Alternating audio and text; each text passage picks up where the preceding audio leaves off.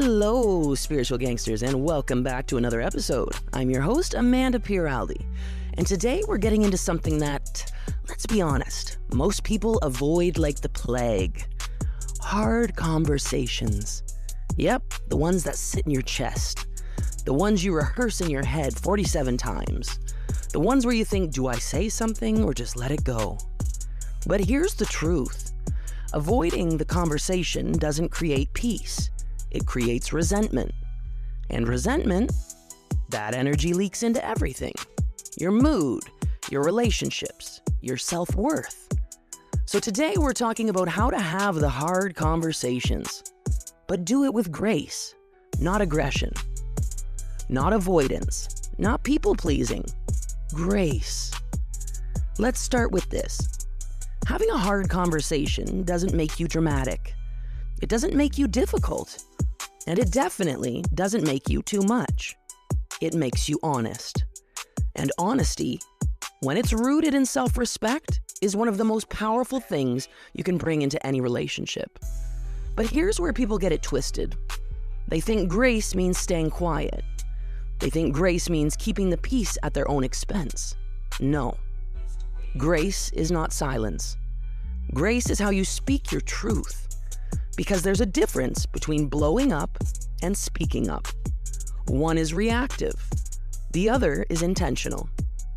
And if you've ever had a moment where something small turned into something big, you already know what happens when we hold things in too long. We don't communicate. We combust. So let's talk about why we avoid hard conversations.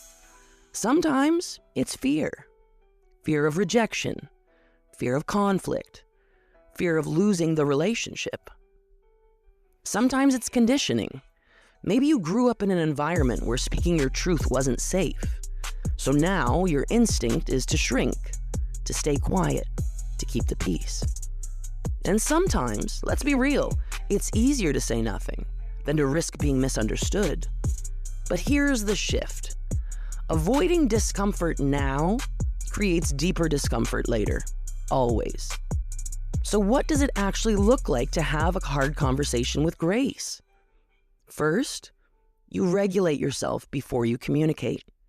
Because if you walk into a conversation already triggered, you're not having a conversation, you're having a reaction. And reactions don't build a connection, they build defensiveness. So pause. Breathe. Get grounded in what you actually want. Not just what you feel in the moment. Second, lead with ownership. Instead of, you always, you never, you made me feel. Try, I feel. I've been experiencing. I need to express something that's been sitting with me. Do you feel the difference? One puts someone on the defensive. The other invites them into understanding. Third, be clear, not cruel. You don't need to sugarcoat your truth, but you also don't need to weaponize it. Honesty without compassion is harsh. Compassion without honesty is fake. Grace lives in the middle. And let's talk about expectations for a second, because this is where a lot of people struggle. You can say everything right.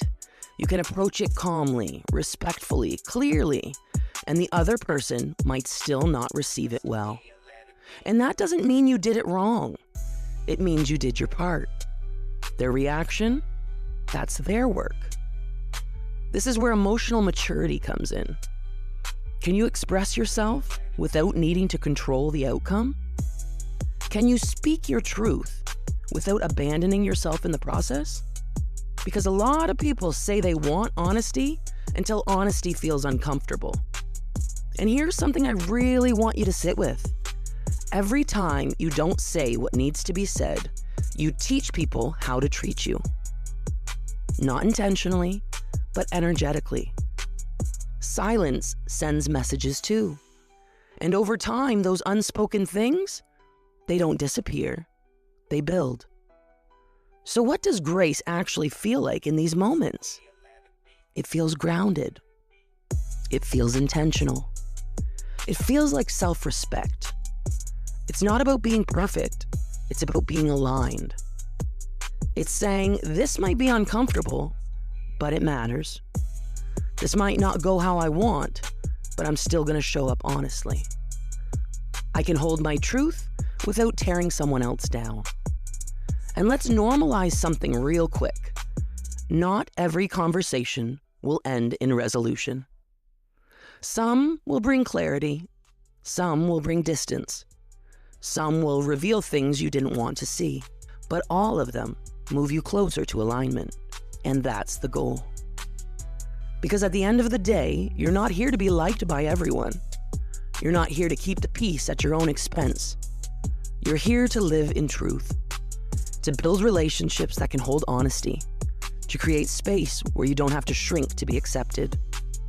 So if there's a conversation on your heart right now, this is your sign. Not to rush it, not to force it, but to stop avoiding it. Prepare yourself. Ground yourself.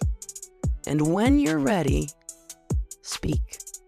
Not from anger, not from fear, but from grace. Thank you so much for spending this time with me today. If this episode resonated, take a moment to reflect. What have you been holding in? And what would it look like to express it with honesty and self-respect?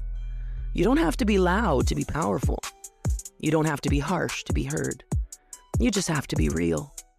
And as always, keep showing up, keep doing the work, keep choosing yourself, and keep living like the spiritual gangster you are.